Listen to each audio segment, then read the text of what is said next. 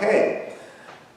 But I think there are at least two other possibilities that give us a little more thinking for ourselves than simply it just was the way it was.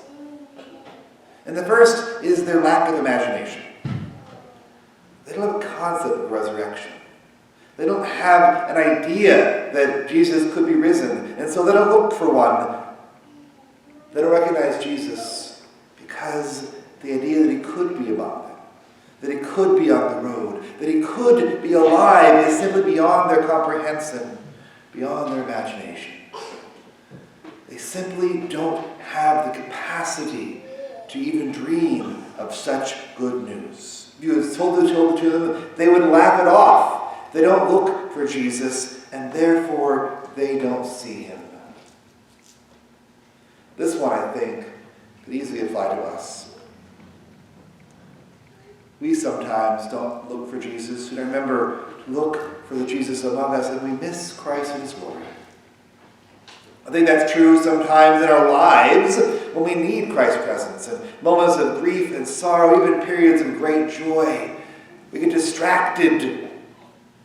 We don't remember to look for Jesus among us, to look for God there beside us, even though God is there. And I want to affirm, I'm not saying God is not there. In fact, I'm a firm believer in the promises of God, that they include that God is with us always, and especially in those moments when we forget that God is there. Our lack of looking for God, our lack of looking for Jesus, does not mean Jesus isn't there. It's just that our imaginations, our distractions, keep us from seeing the gift of God present among us, much to our sorrow.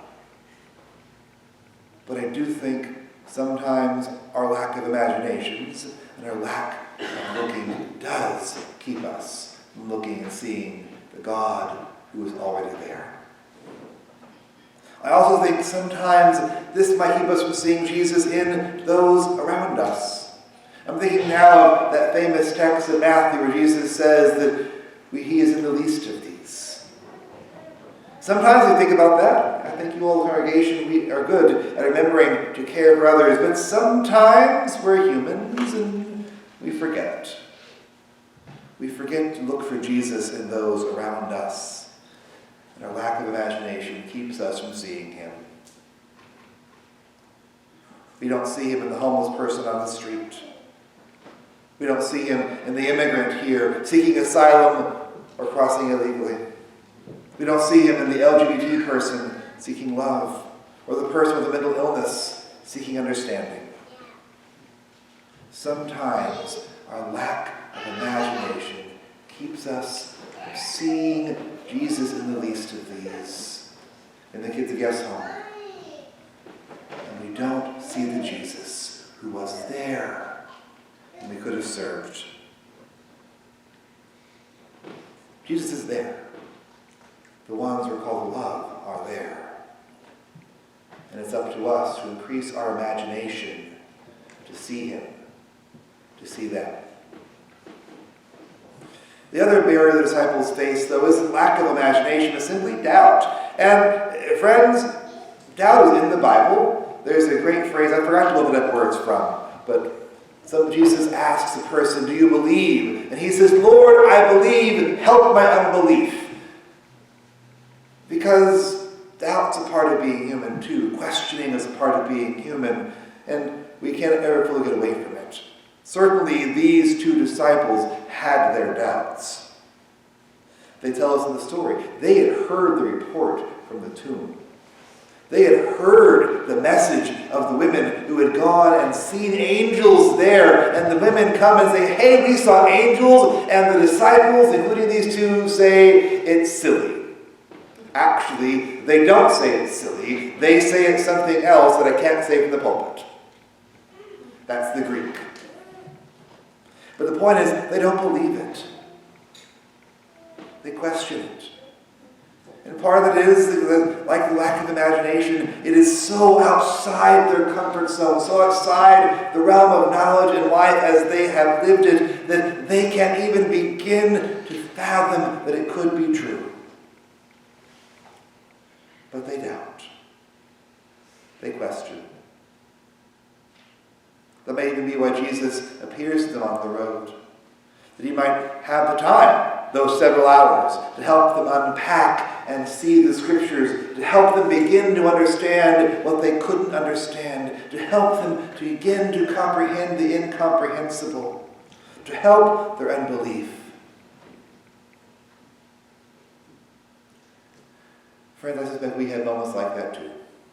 Moments where we are unsure, we don't know, where we question and doubt.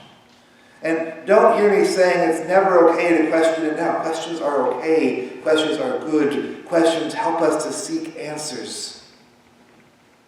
But if we want to be walking with Jesus, and I think we do here, we need to seek to ask those questions in ways that help us to find God's answers. To ask questions and then to make room for them in the midst of them, for the answers God might give us. Make room in the midst of our questions and our doubts and our moments of unbelief to say, help my unbelief, and then wait for Jesus to come and do just that. Our moments of doubt might help us, keep us from seeing Jesus. But if we seek with open hearts, I believe we'll also find God's answers, even to our deepest questions. Friends, there are things that keep us from seeing Jesus, but there is good news in this story too. Because Jesus still came on that road. Jesus still appeared to those disciples and revealed himself. They found him in bread and cup, in the meal sharing that he did for so many, for so long, and we can see him in those things too. But they found him in the Scriptures, in the fellowship they shared, in the Spirit that came on Pentecost. That's the other reading this morning. They found him in the ways that they heard the Spirit speak, in the ways they saw one another love, in the ways they lived their lives, still walking with the resurrected Lord. And I believe that too is a part that would apply to us. In all the ways that we might be blocked from seeing Jesus, Jesus still comes. Jesus is still there, working to work through the barriers and the walls we set up, working to expel our doubts, to take away our blindness, being present to us in meal sharing and bread and cup, being present to us in the ways we love one another and how we go and love the world. Friends, we're all invited to walk with Jesus, to know that whether we see him or not, he is there. And then to seek for and find and receive those moments where we see Jesus in bread and cup, in fellowship, in so many ways. That's the gift of God. Thanks be to God. Amen.